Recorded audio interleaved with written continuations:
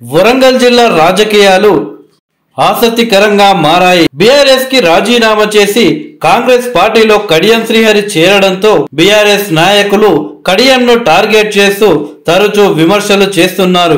BRS party ముందుగా Kadiyam Srihari కూతురైన Kadiyam కావ్యకు Lok Sabha ticket కేటాయించడం, ఆ తర్వాత బీఆర్ఎస్ పార్టీకి రాజీనామా చేసి కాంగ్రెస్ పార్టీలో చేరి కాంగ్రెస్ పార్టీ నుండి లోక్సభ ఎన్నికల్లో పోటీ చేస్తుండడంతో బీఆర్ఎస్ పార్టీ డిఫెన్స్ లో పడ్డది. అందుకే బీఆర్ఎస్ నుండి ఎంతో మంది కీలక నాయకులు పార్టీ మారినా కానీ బీఆర్ఎస్ నేతలు మాత్రం కడియాన్ని మాత్రమే టార్గెట్ చేస్తున్నారు. అయితే ఆ పార్టీలో కీలక నాయకుడైన ఎర్రబెల్లి దయాకర్ రావు అలాగే కడియం శ్రీహరి మధ్య మాటల దాడులు జరుగుతున్నాయి. ఒకరిపై ఒకరు తరచూ విమర్శలు చేసుకుంటూ వరంగల్ రాజకీయాల్లో హైలైట్ అవుతున్నారు. తాజాగా పాలకుర్తిలో నిర్వహించిన సమావేశంలో కడియం శ్రీహరి పాల్గొన్నారు. అయితే ఈ యొక్క సమావేశంలో ఎర్రబెల్లి దయాకర్ రావుపై ఓ రేంజ్ లో సెటైర్లు వేశారు కడియం శ్రీహరి.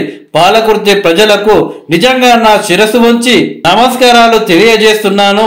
6 సార్లు గెలిచిన ఎమ్మెల్యేగా అసలు నాకు ఓటమే లేదు అని ఎంతో బిల్డప్ గా చెప్పుకునే ఎర్రబెల్లి దయాకర్ రావును చిత్తుగా ఓడించిన పాలకుర్తి ప్రజలకి నా నమస్కారాలు అంటూ కడియం శ్రీహరి అన్నారు. మామిడాల యశస్విని రెడ్డి మొదటిసారి పోటీ చేసి 6 సార్లు ఎమ్మెల్యేగా గెలిచిన ఎర్రబెల్లి దయాకర్ రావును ఎంతో చిత్తుగా ఓడించారు. నిజంగా ఈ ఓటమి ఆత్మహత్యతో సమానం అంటూ కడియం శ్రీహరి అన్నారు. యశస్విని రెడ్డి ఎర్రబెల్లి దయాకర్ రావును చిత్తుగా ఓడించడంతో ఆయన చిన్న మెదడు చితికిపోయింది అంటూ కడియం శ్రీహరి సెటైర్లు వేశారు. అయితే మనకందరికీ తెలిసిందే, మొన్న జరిగిన అసెంబ్లీ ఎన్నికల్లో కాంగ్రెస్ తరపున పోటీ చేసిన మామిడాల యశస్విని రెడ్డికి 1,26,848 ఓట్లు సాధించగా ఇక ఎర్రబెల్లి దయాకర్ రావుకు 79,214 ఓట్లు. అయితే ఎర్రబెల్లి దయాకర్ రావు 1983లో మొదటిసారి ఎమ్మెల్యేగా పోటీ చేసి ఓడిపోయాడు. 1987లో వరంగల్ డిసిసిబి అధ్యక్షునిగా పదవి లభించింది. వరంగల్ జిల్లాకు రేషన్ డీలర్స్ గౌరవ అధ్యక్షుడిగా పనిచేశాడు. 1994 తొలిసారి శాసనసభకు ఎన్నికయ్యాడు. 2004లో 3 వరుస విజయాలతో హ్యాట్రిక్ సాధించాడు.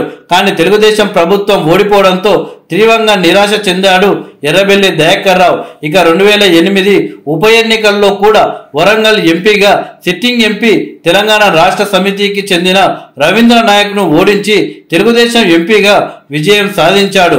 మొత్తం 3 సార్లు శాసనసభ్యుడిగా వర్ధన్నపేట నుండి ఎన్నిక కావడమే కాకుండా 2009, 2014, 2018లో పాలకుర్తి నుంచి వరుసగా 4వసారి, 6వసారి డాక్టర్ నెమురుగొమ్ముల సుధాకర్ రావు సహకారంతో పాలకుర్తి శాసనసభ నియోజకవర్గం శాసనసభ్యుడిగా ఎన్నికయ్యాడు. 2014లో దుగ్గ్యాల శ్రీనివాసరావుపై, 2018లో ఏమో జంగా రాఘవరెడ్డిపై 53,009 ఓట్ల మెజారిటీతో గెలుపొంది పాలకుర్తి శాసనసభ నియోజకవర్గం నుండి 4, 5, 6వసారి శాసనసభలో ప్రవేశించాడు.